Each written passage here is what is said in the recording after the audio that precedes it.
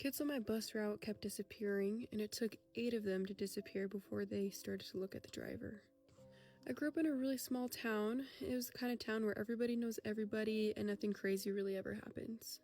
But over the course of 3 years, something did.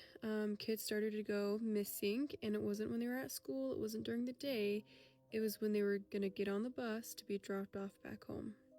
At first, people just thought the kid was running away until another and another and another kept disappearing, and it was all from the same bus and the same driver, the same route.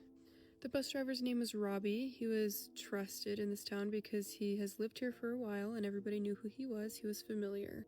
It wasn't until the 8th kid went missing that they started to think about Robbie, and they actually put him on paid leave until they could investigate further.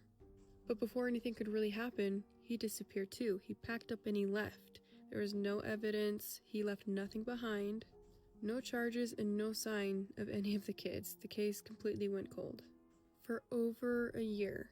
Until about a year and a half later, somebody recognized Robbie. He was working in a funeral home, not as a driver, but transporting the bodies and helping with the burials. That's when things started to come together. They realized that he had a lot of access. He had access to caskets, he had access to the land, he had access to the records. And what they believe he was doing is something that I cannot unthink. They think he was putting the missing kids' bodies inside with other people's bodies in the same casket and burying them in random graves. No names, no records, no evidence. Hidden where nobody would ever think to look, because who's going to question a grave?